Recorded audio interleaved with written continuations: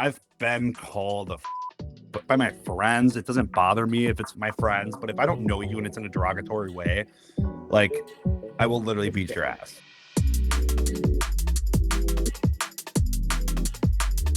What's up, guys? This is LJ from Alchemist After Dark.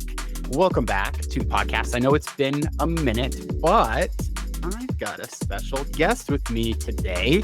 I'm really excited about talking to this person. He is somebody who I would say embodies quietly rebellious energy. Dawson Addis is a real estate agent in Muskego, Wisconsin, a town you've probably never heard of unless you live near cows or lakes. And yet he's made some pretty loud moves, winning 100K on Deal or No Deal Island, driving a car that turns heads and triggers group chats. He is somebody who is openly and unapologetically himself, even in spaces where that's not the easiest thing to be. He doesn't perform his identity for clout. He's not trying to fit a mold, and that's rare, especially today. So let's welcome Mr. Dawson Addis to the podcast. Dawson, how are you? Good, man. How are you? Good. Did you like that intro? You feel good? I love the intro. Sorry if you heard my dog barking. He's going to make a little special appearance too. It's all good. It's all good. I've got my cat in here somewhere. He's going to meow. I don't even know the gender of my cat. So let's start with the fun part first. So you won 100K on a reality TV show. Now, I did read that a lot of what you wanted to spend the money on was your family and helping out your mom. And I thought that was super cool. But what drew you to that show in the first place? Honestly, it was out of the blue. So I applied to be on it with Survivor about 2 years before COVID, before I got into my first relationship. And I was like, you know what, screw it. I'll try Survivor because I was lost in life. I just came out of the closet. I was like, I need something to spice up my life here. Just felt very dull. Okay. I had to be on Survivor. Didn't hear anything of it for about a year. And then I had a casting guy reach out to me a year later asking if I was still interested. And I was like, yeah, sure. And it was like right before like everything shut down for COVID. So I interviewed with this guy for about an hour. He asked a bunch of questions and didn't hear anything from him for 2-3 years. Okay. Nothing, just ghosted after that. So I was like, okay, whatever. And it was June of 2022, I think. He reached back out to me and was like, hey, there's this new show. You made a huge impact on me. I loved your energy. I loved your vibe. Would you still be interested in this? Because without a doubt, I knew you had a huge chance of being on Survivor if we would have continued through with that whole filming that season. I was like, you know what? I was about 2 years in the relationship at this point, maybe 3. And I was like, yeah, I'd still be interested. Hell yeah, let's do it. So it started in 2019, but you didn't really get going with it until 2022? Yeah, 2022. It's a long process. Yes. And then the whole process for interviewing and everything, though, took like about a year.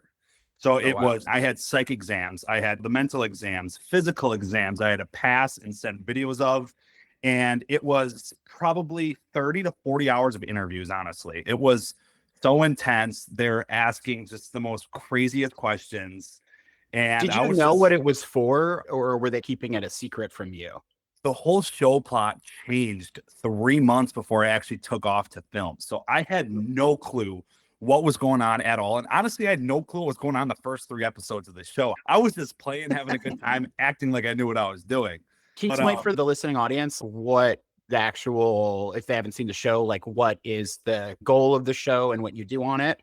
Yeah, so it's Deal or No Deal Island. So it's Deal or No Deal mixed with Fear Factor and Survivor. So you're living on an island, you're glamping, you get food, you get water, you get everything. But cool. Every day you have a challenge, a hard challenge, physically, mentally, whatever it is, in the middle of the jungle. And you're stripped of everything. But the goal of the challenges is you have to retrieve briefcases, like the Deal or No Deal briefcases. And those all have a money value in there. And all the cases you retrieve go up on the board to play Deal or No Deal. And obviously, there's 13 challenges, 13 contestants. At the end of Deal or No Deal, when people win money, these cases are filled with millions and millions of dollars. So it's not a max of $1 million. So at the end of each game, that dollar amount is added to a final case amount. So the winner had the chance to win $13 million. Wow. That's how much money was involved in all of this. But the person who plays Deal or No Deal, it changed every challenge because it was a mind game, because you did want to play, but you didn't want to play. Because if you played, it was a 50-50 shot of winning and taking out who you want. But if you didn't play, it was a 50-50 chance to have your dignity ripped from you, because you could just have someone who played and just take you out of the game out of nowhere. So that's pretty much the whole purpose of the game. It was confusing at first. It took me a while to figure out myself. You lasted until what, like the 8th episode or so? 7th, 8th? Yep. Yeah. So when 8 out of 12. 8 out of 12. Oh, that's pretty far. Yeah. I was proud of myself. And how did your life shift after coming off the show? It makes it my personality. Everyone makes it your personality. Yes. And it's great. I love it. I'm more than happy to talk to people about it, but it's also just annoying. Yeah. There's more to me than that. I think it might just be because I'm a very emotional person. When I talk to someone, how are you? I really want to know how you are. I don't care about the little shit or what you're showing off. How are you? Yeah. And everyone's just you're from Teal Island. I'm like, yes, I am. I know I am. Nice to meet you. What do you want to know? Okay, cool. But it's just, I feel like a lot of people wanted to just be friends with me after the show, just to say they were friends with someone on a reality show. It made me realize my friends before all of this are my friends, and the people that, want to be friends with me right away and just talk about the show right away. It's well, not to give you a hard time, but it's a little cringe that you were on a reality show. What do you mean it was cringe? It's a little cringe. It's not cringe. Not me insulting my guest. No, I'm teasing. So my ex and I, we were up for Survivor, I think, and they wanted us. We were fast tracked, but we had to leave. Couldn't tell anyone where we were going. Yep. Not Survivor. It was The Amazing Race. Amazing Race. We couldn't tell them where we were going. You don't get paid anything. It's just, and I had a business at the time, so I was like, I can't just exit my life. So for you, was it the same vibe where you exact vibe pull out? Yeah, same exact vibe. But I was able, because I told them, because I have 2 businesses. Okay, I have the bar and restaurant, and I have the real estate business. I was able to disclose I'm going on a TV show. I can't say anything else. I'm going to be gone from this date to this date. Yeah. So my broker, he took over all my real estate clients. I had to delegate all the other tasks to other managers I have at the bar, and they took care of everything. And when I came back, thankfully, it was a smooth transition with having that help.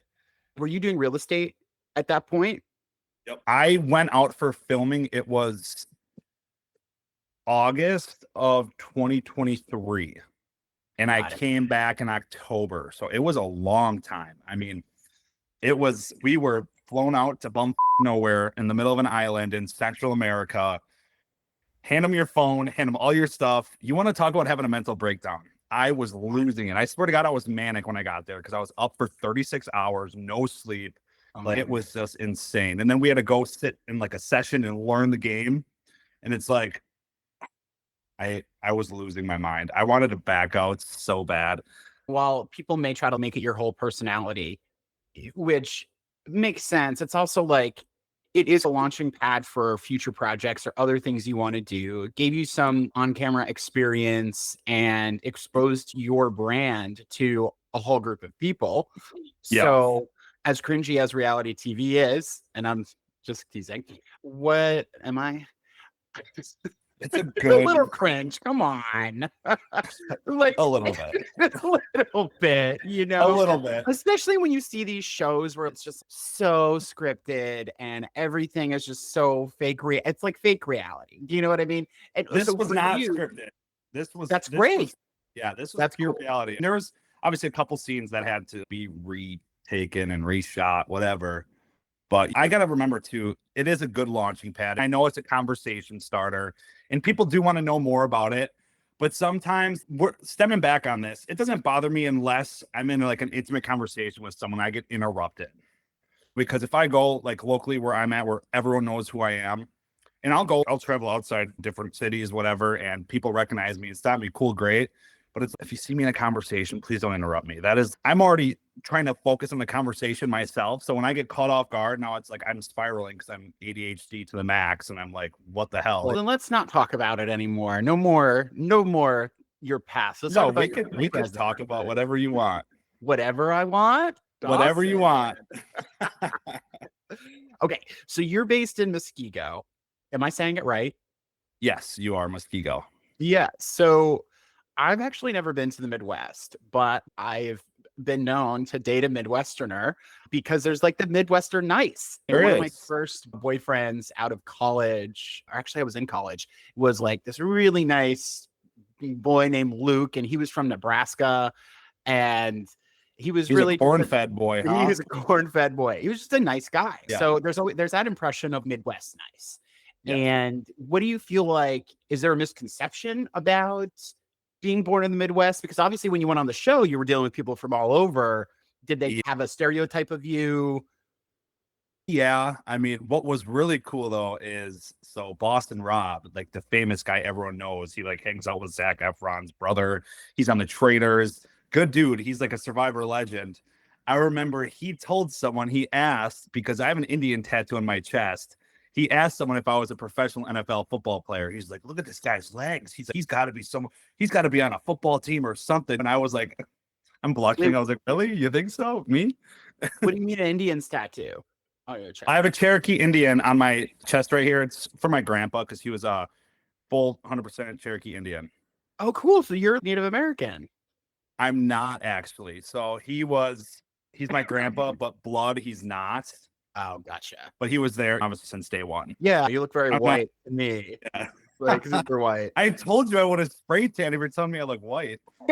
I look whiter than you, and I live in Florida, and I'm Italian, so like I should be tanner than you. What are you Italian or Irish I'm like or? percent Sicilian. I knew you were. I knew there was Italian in Yeah. there. Just start using our hands here. Yeah. So when you went to the show, were you like out?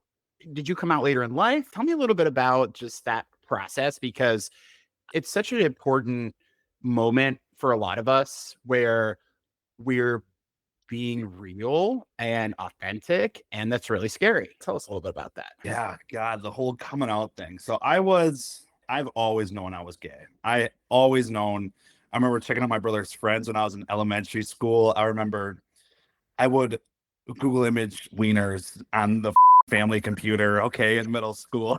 Like, Would you type wieners?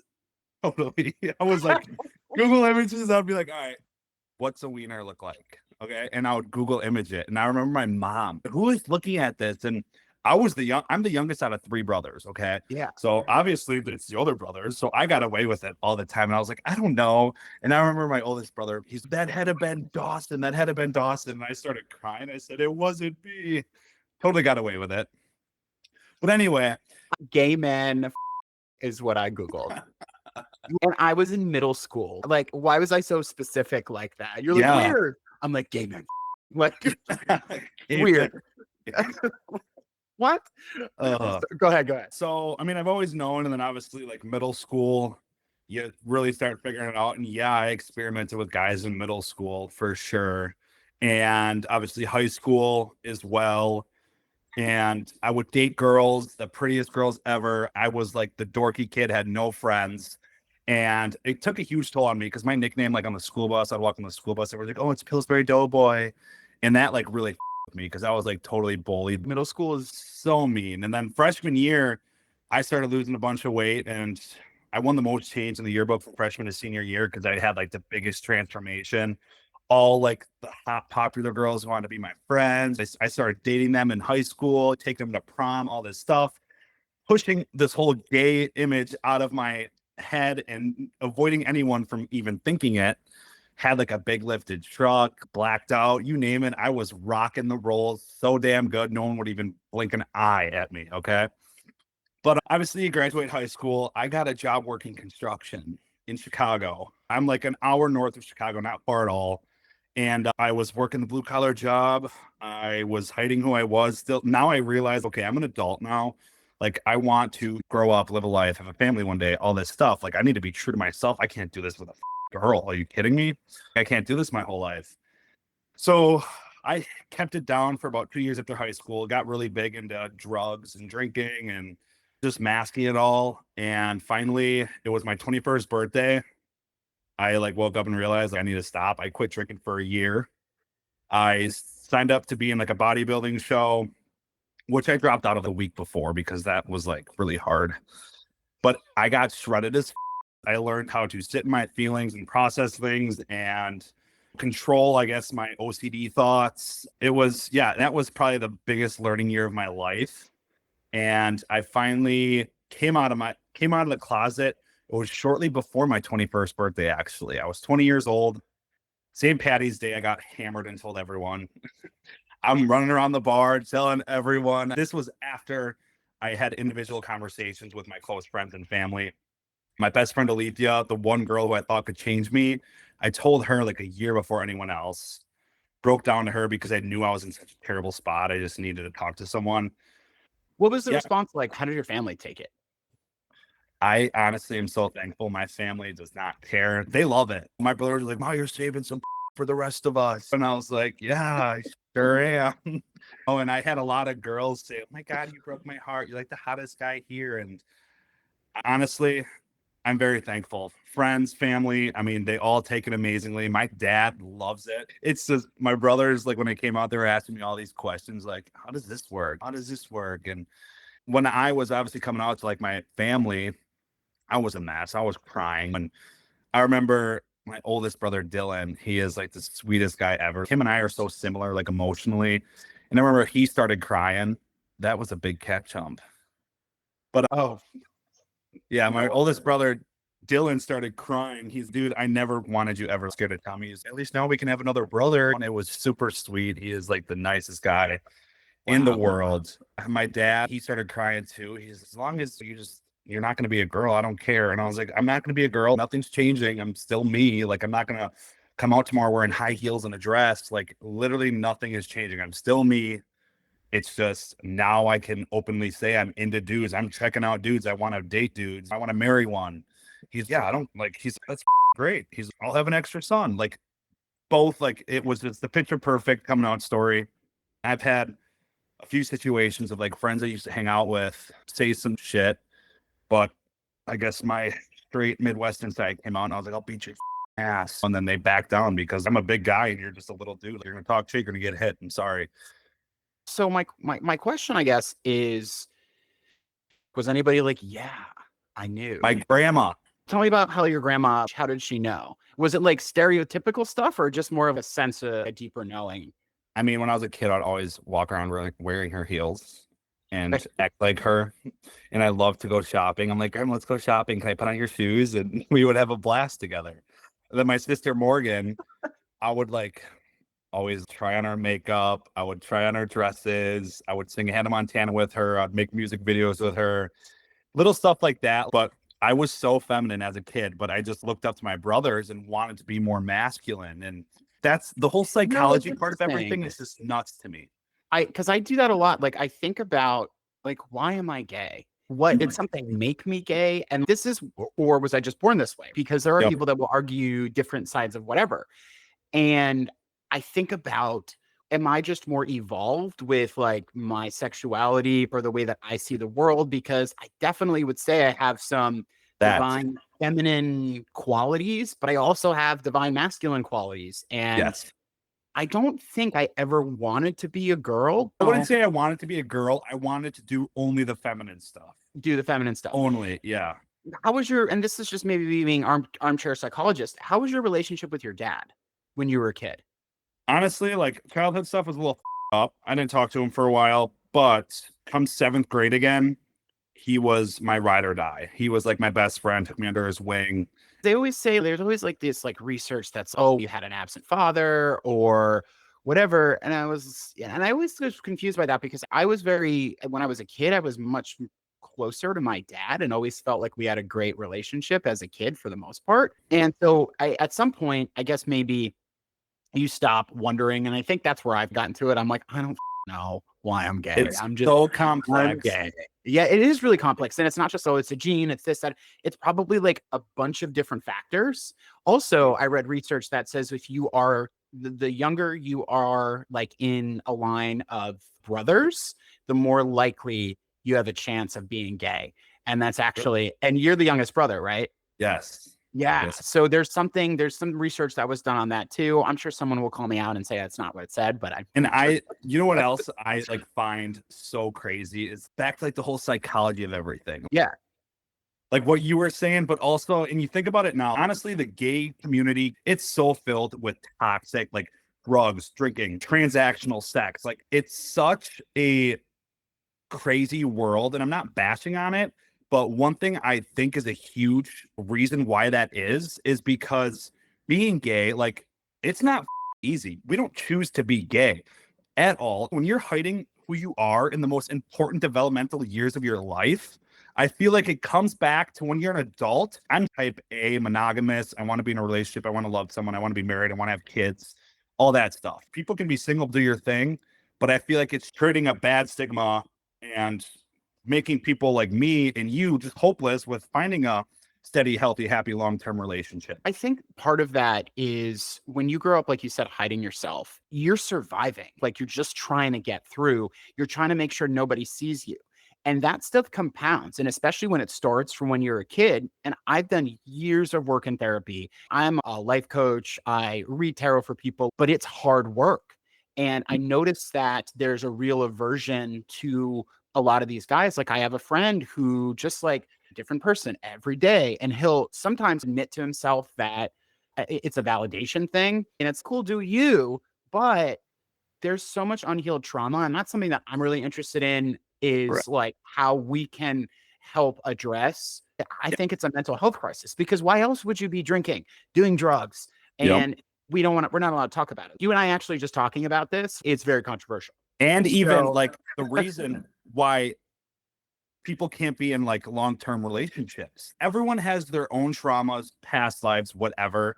But it comes down to honestly having the emotional intelligence to openly speak about how you're feeling and recognizing issues and flaws and reactiveness. If everyone in the world could just be so open with how they speak and acknowledge their own mistakes, I feel like it could be a totally different world. But people's egos are just way too high and they've been but I hurt. think it's insecurity though too. Yeah. It's like what I'm finding, like in my generation, I'm much older than Dawson. How old are you? I'm 10 years older than you. I'm 38. Are you? You're Right? 10 years Yeah, older than me? I You're 11 years am. older than me. I'm 11 years older. Thanks. Thanks, Dawson. No, but now I lost my point. What I was gonna say.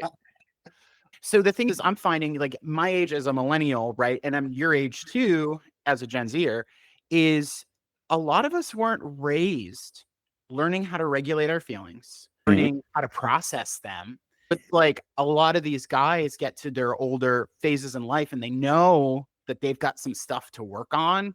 But it's, you know what? Like I've had it so hard and just trying to empathize and see like, why is this such an epidemic in our community? But when it comes to relationships in particular, I just know for me, like intimacy is very hard to develop with one person. So wait, you want me to do this with 2 or 3 people at the Yeah. same time? No, thanks. Yeah, that's messy, I think. And It can every be single so person, messy yeah, because we're I've all heard, messy. yeah. And honestly, I'm way too jealous. And honestly, I can admit I'm very insecure. If I'm always gonna think that whoever I'm with is gonna be finding someone better, like 100%, because the gay scene is filled with beautiful people. And it's just I compare myself a lot, which I'm working on. The thing is that you start to realize is that there is no other Dawson except for you. Yeah. And so when you are with somebody and they're going to get swayed by somebody who they perceive to be more attractive or whatever to go with them, then that's not the right person for you anyways, because they're Yeah. just based on looks and Yeah. running to something else that's probably easier because it's new. And when things are new, they're easy. And Yeah. that just tells me that person's just not the right person for you. Yeah. Well, we internalize it, right? You make it like, oh, there's something wrong with me. No, you're special and you're amazing. And you know Thank that. you so much. This is like my favorite subject ever because I feel like it can be talked about for literally hours. Oh, There's yeah, so much. totally. I came out when I was 14. So I was actually I was a freshman in high school. And this was like in the year Wow. 2000. Yeah. I Wow. figured it out pretty early. And like, I definitely was more effeminate as a kid. And I was like into the Spice Girls and Britney Spears and all this Okay, sort of. we all were. I just had to You weren't keep it even on the down low. alive when the Spice Girls. I was a Hannah Montana guy. Hannah Montana was iconic. Okay. I actually dressed like her for Halloween, October 2023, downtown Nashville.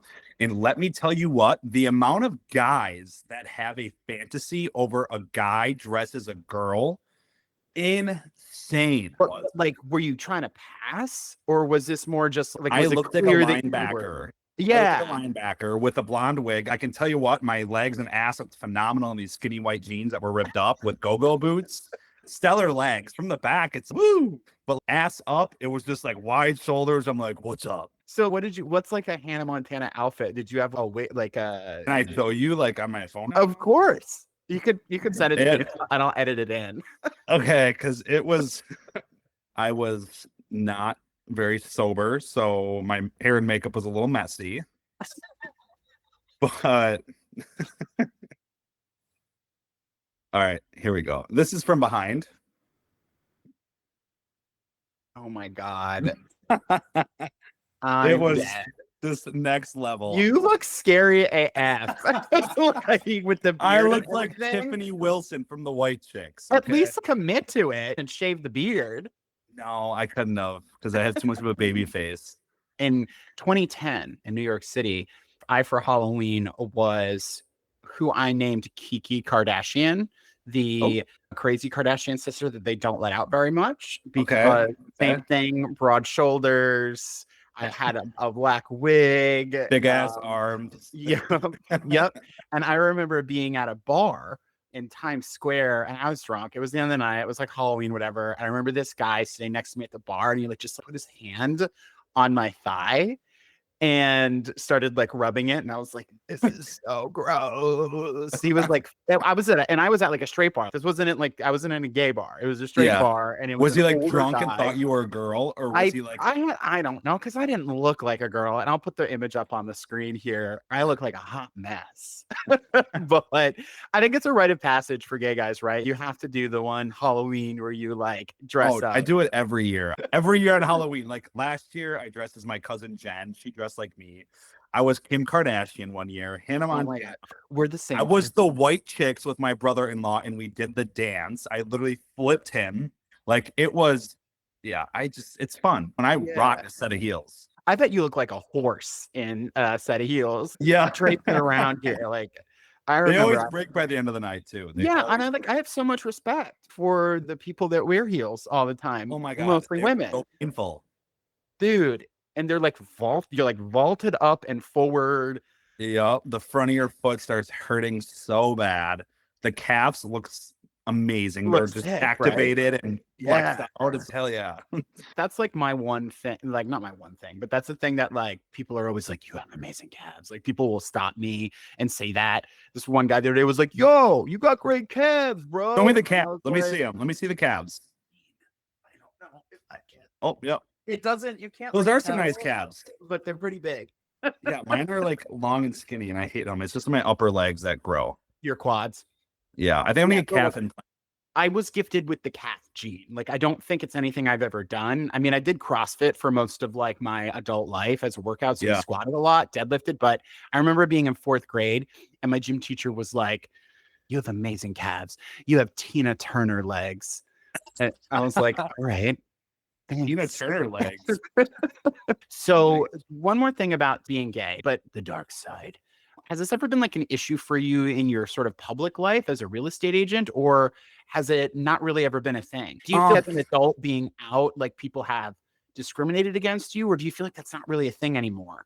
Honestly, I would say it's still a thing, but it's not a thing. It is, but not as common as you'd think. Everyone's, oh my God, what's it like being gay, like in Muskego, like the Midwest? So I'm 20 minutes from Milwaukee, an hour from Chicago. It's not, I'm in the suburbs. I'm not surrounded by cars, cows, and fields and all that. I'm all about the suburb life. Give me a white Suburban, go to soccer practice. That's my jam. I'm like, I'll go to the city if I got to go to the city. But as for like in my professional career, honestly, it has, I would say, almost benefited me because it made me realize there's a lot of straight guys that are very insecure if their wives have a good-looking guy realtor who's straight or good-looking guy friends. And that's what makes me realize like how much stronger the gay community is, because as a straight guy, you look at it, can you handle your wife going to go hang out with a bunch of good-looking guys and trust them and be 100% in? Because in the gay world, gays hang out with gays. Like your boyfriend he's going to go hang out with a bunch of other good looking gay guys, and we're okay with that. A lot of us are okay with that.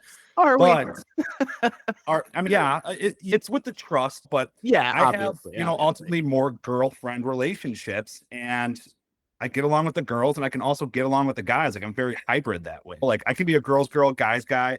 So it has actually helped me a lot in that industry. I have had some client issues pop up. I had one client, this guy, dude, I would still beat his ass to this day, honestly. But I can't disclose details, but pretty much the deal fell apart. Okay. And then I was trying to get his earnest money back. And legally, like, the deal falls apart, the seller has the right to keep the earnest money for damages that was done, and they could sue you. So I was like, dude, honestly, just lose the $5,000. This is all we can do. I've tried. If you want to seek further legal counsel, you can, but I can't do anything else. And he's you all this yada yada yada. And I'm like, oh. I like called my broker and I was like, hey, and he's gay too. And I said, can I just ruin my professional career just once? Can I just go to this guy's house, bash his head in, and just leave? He's no, you can't. But that was the only incident I've You had to had. call and check. Yeah, I'm asking, but that was the only situation I've ever had. I've been called but by my friends. It doesn't bother me if it's my friends, but if I don't know you and it's in a derogatory way, like, I will literally beat your ass. Like, I will fight you. I know violence is never the answer, but at the same time, I feel like how I was raised with my brothers, you do something wrong, you're going to get your ass kicked. And that's what makes you not want to do it again. Yeah. So maybe violence isn't always the answer, but in my world, sometimes it is. Not like in a relationship. Like, I'm not going to beat up my significant other, but if someone's attacking my significant other and I don't know who they are, yeah, I'm going to fight them. Yeah. Like, I don't look for fights, but if you're going to start a fight, like, I'll make sure I end it. You'll finish it. Yeah. Yeah. When I was a kid, I was definitely bullied. And I remember this one kid, I got beat up like on my way to the bus. And You did? And I did Taekwondo when I was a kid, and I'm a bigger guy. So people are always asking me when I was auditioning back when I lived in New York City, I would always get like the boxer or the MMA fighter, or I had this certain look, right? I've never really fought. And I found that, like, hey, it's only like in defense of myself can I get in that mode. And I feel like that's like a guy thing for me that's missing, because I feel like guys just typically fighting is like another form of communication. Have you ever done boxing or like MMA stuff or anything like that? No, like, I did football and I quit every year because I just hated it. But yeah, like, a form of communication, that's a good point. It's a very good point. Like, I just look at it, if someone's being an idiot, stop it. What's that going to do? Yeah. What is that going to do? Like, it's just, yeah, I don't prefer it, but if I have to get aggressive, like, I will. I deal with it quite often driving the car I drive, actually. I've had multiple situations where I've had people flip me off. It's a Cybertruck. Okay. Everyone hates it. And especially being gay, that's a whole nother scene. I get bashed on by all the gays all the time. I ordered the car in 2019, keep in mind, too. So I don't know. Also, you're allowed to have whatever the hell car you want and not have anybody respond to you, make assumptions about you, or decide who you are, and then feel entitled to touch your car. Correct. And I've had friends who have other Teslas as well. They've been keyed, windows smashed in. Like, it is absolutely ridiculous.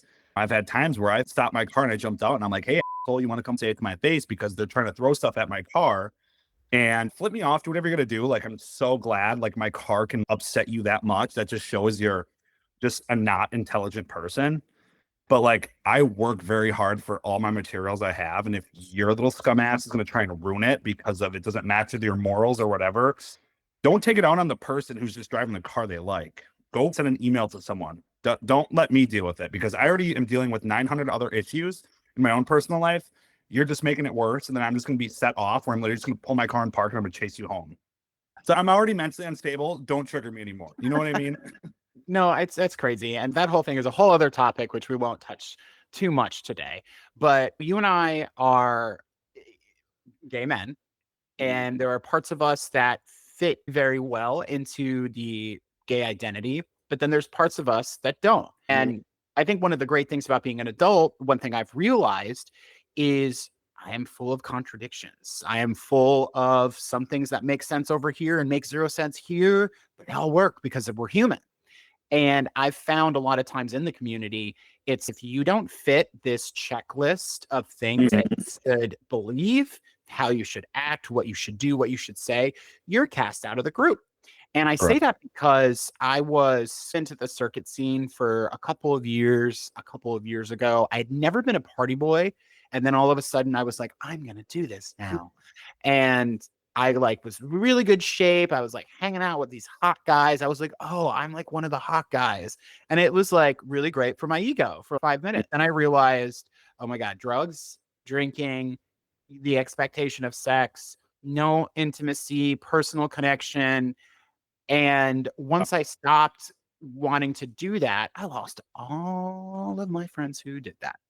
Yep. So it was like, oh, because I don't fit into this mold. Find that's true way more in my gay world than I do in the straight world. People are like, my friends are like, do you, mama? A long-winded way to ask you, do you feel Oh, that attention at all? I have two gay friends and they're in the suburbs too. And like John, the oldest one, like he's my business partner. He's definitely lived that life and he's been with his boyfriend for 10 years. And I've never been really involved in the gay scene. I've been to downtown Milwaukee a couple times, which is a very small gay scene. I remember I wasn't allowed into a club because I wouldn't let the bouncer suck my. And that's when I was like, this is not my jam. And then he offered to pay me. And I was like, what in the is going on here? Honestly, I stayed out of that scene since then. My past birthday, I went to Pride Fest in Milwaukee and I went to some gay bars downtown and it was fun. It was chill. It was during the day. But like nighttime scenes, yeah, just partying, drugs, sex. And I don't like doing any of that because I'm way too much of an emotional person. I need intimacy. If I'm going to have sex with someone, it needs to be intimate and I need to have a relationship with the person. Where do I you think just that need to be. comes from? Like your focus on monogamy and like your morals in that way? Is that something you felt like you came from your family or were you in the Honestly, I church think to it's grow come up? from a place of insecurity. I think it's come from a place of insecurity because I've never felt confident enough or looked good enough to be involved in like the scene or whatever. And I've been like in the big cities, Chicago, San Diego, like all those big cities where the gay scene's big, Palm Springs, and like I get pounded on. Oh my God, hang out, let's do this, whatever. And I'll download Tinder or whatever. And yeah, I had Grinder at that time, like when I was single. And it's just like I get all these guys that like I could hook up with them, but I don't want to. But then at the same time, I get so discouraged, like when I start dating someone or start building a connection with someone, because I used to be the type of person where like the past of the person I'm like with or whatever will bother me so much. It's like, you don't match my morals, you didn't. And it makes it hard for me sometimes to connect past that. And I've gotten past that. Who you are today is what matters. You know what I Yeah. mean? Like, I just look at it like everything's a learning experience, but still at the end of the day, like my morals, I can talk to people, but if I'm actually gonna have like full on intimate sex intercourse with someone, I need to have a relationship and know that we're pursuing something. Well, what's interesting about that is you said that it comes from insecurity, but it also sounds like it comes from feeling connected emotionally and physically with somebody. Yes. And I think that one of the things I believe at this point in my life, and honey, I lived in New York City when I was 18 years old. I definitely hooked up with people, but on the whole, I have not, compared to a lot of people that I know, I have not had a lot of sex. And I am okay with that because to me, sex is an energy exchange. So it is like you giving yourself in a way that you don't give it to anybody else. And I believe like in a lot of different stuff that some people may think is a little woo, but if I'm going to take your energy into me and mine into you, I need to know who you are. Not that I've always made the right decision with Yes. long-term crazy ex-boyfriends. Mm. It's supposed to be really special and it's so commodified. And it's not just the gay world. When I was a kid, Britney Spears, like very sexualized, like everything. But I guess that is all to say your past made you who you are today. Correct. And that took me a while to figure out like my past long-term relationship, like that was the same thing. And it like I got over it, but Yeah, it's honestly like I look at it now, that develops who you are today. And sometimes you need like a wake up call to really change and be a better person. And yeah, I had my drug drinking days, but I wasn't hooking up with guys at that time. It just made me realize like I'm just a type of person where I need true connection. My life, my career, because I am such a well-known person. My dad is like a celebrity in the city. Everyone knows who he is and everyone knows who I am. So I go to a grocery store, I go downtown even. No matter where I go, someone's gonna know me. And it's always filled with connections, talking to people, whatever. And it gets exhausting because if I'm in a bad mood, I'm still putting on a face because I have to. I'm representing two businesses. I'm a talker. I need to be happy. My energy needs to be top tier all the time. And it's just, I want someone who knows the real me and just knows, okay, like, obviously, I don't want to put on a face right now. I want to come home and just relax. Someone I know I can talk my Be feelings to. Like, authentic. I want to tell you about my day. I want to tell you about my feelings, and I don't want to be shut off by it. I want my partner to recognize me and see me and be a good communicator that way because I am working all the time. I'm emotionally exhausted all the time. And I don't want to put in the work to try and build that like pulling connection out of someone or whatever. It's just like needs to like naturally just be there. And that's where I get honestly turned on, where it's like where I will have intimate sex. I'm not a look chaser. I don't care about your abs. I don't care about how much money you make. I want you as a good person. Like I feel like so many people are just chasing the looks. Okay. That's not me. Yeah, you got to have a physical attraction for sure. But where I get really turned on is how you talk, how you Yeah. communicate, how I can just feel comfortable around you. Then it's okay. I'm putting out. Like that's how I am. So are you putting out after this conversation, Dawson? Oh my God, it's so good. No, but the thing that's so funny though, for real, is like, why do we have to justify and Mhm. explain why we're not loose? It's so weird, right? It's like it's like Because you like get you feel this. questioned if you're not. Yeah, You get yeah. looked down if you're not, if you never lived that experience. Like I've talked to a lot of guys. I definitely have. They're like, why haven't you? Like, why haven't you lived that life yet? I don't want to. And then I'll get ghosted after that or something, or they like won't talk to me. I don't want to. I just don't want to because Yeah. you got to earn this shit. I'm sorry, but not to sound arrogant. You got to earn it. It's like And like, self-respect. It's like yeah. self-respect. And what's And so interesting too is like when I got into my last relationship was I had friends who were not monogamous and we didn't care what they did. Like, go do yeah, you. But they absolutely. like didn't want to be around us because they thought we were like trying to be high and mighty or pious about it. I'm like, no, I'm just doing me. Like you do Yeah. you. Yeah. I'm doing me. But I wonder if it's like because people know they can't get you that like they treat you like that because they know you're Yeah. not like just open for them to have sex with. Or There's a lot of stuff in there. I'm all Um, about people doing whatever the hell they want to do. totally. So as we're getting towards like the end here, I wanted to see if you would allow me to read a couple tarot cards for Oh you. shit. Oh no. Okay, yeah, sure. Yeah. Did you like bless them before? Because I have a friend who says you like need to bless them or something.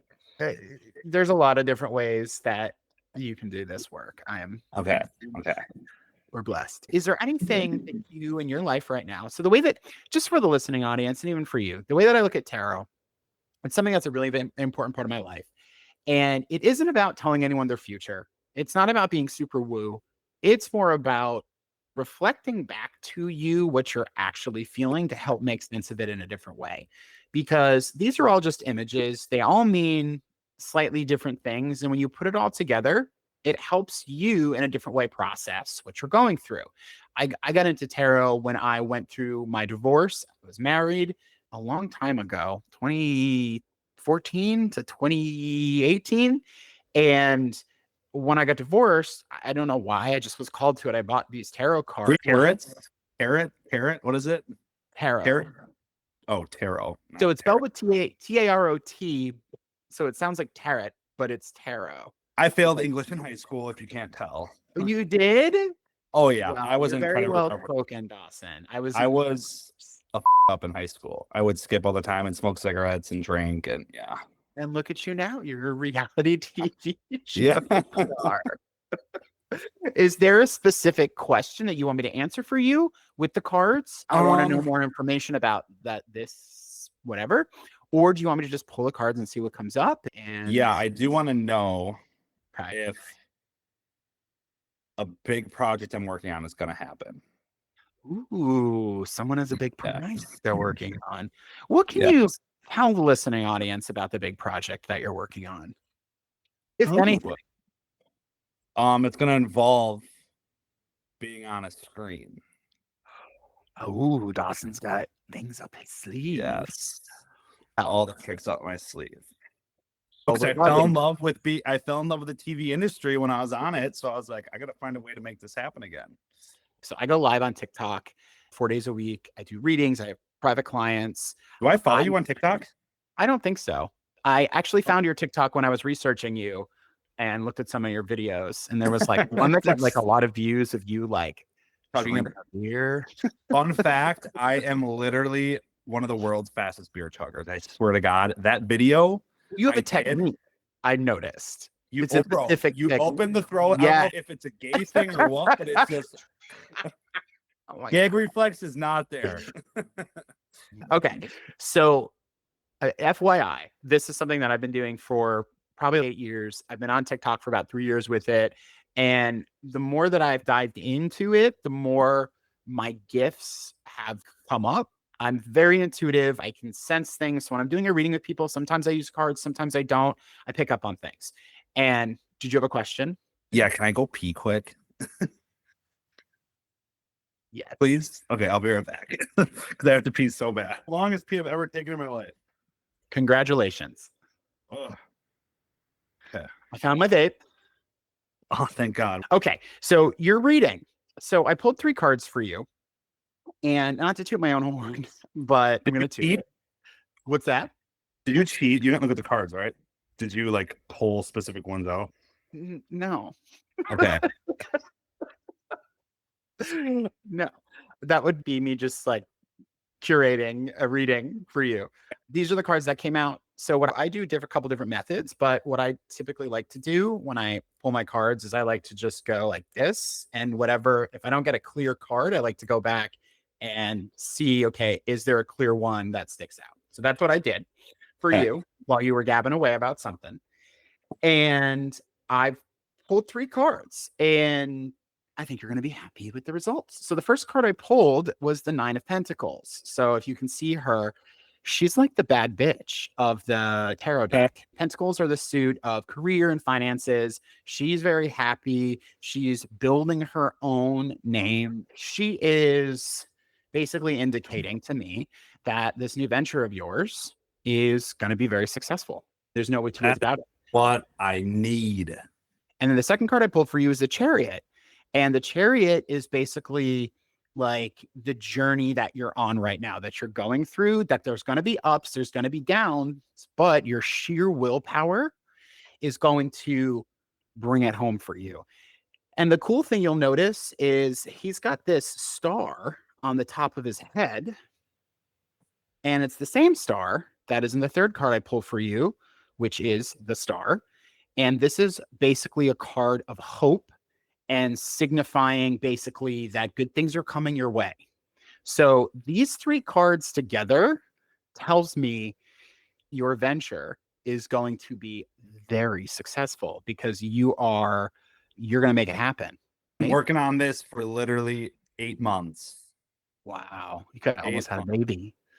I've secured so many people on my team. Like, it's awesome. That's so exciting, Dawson. I've really enjoyed this conversation. It's been definitely the easiest. I've had 3 guests now, and it's been the easiest to talk to you. So thank you so much for making this a breeze for me. It was a blast. And so if people want to find you, where can they do that? Facebook or Instagram?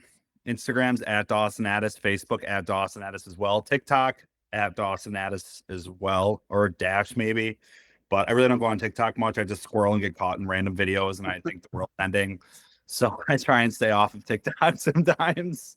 I got you. Yeah. I thank you very much for hanging out with me today. if you guys are interested in following me, if you're watching this on Alchemist After Dark, you can check me out at It's Brand LJ on TikTok and Instagram. If you're looking for my tarot content, that's going to be on TikTok. If you're looking for my life coaching content, that's going to be on Instagram. You can also find me at itsbrandlj.com. And that's all I have for you today. Mwah! Beautiful. Bro, That's a wrap. that's a wrap. Thank you so much, dude. This was Of great.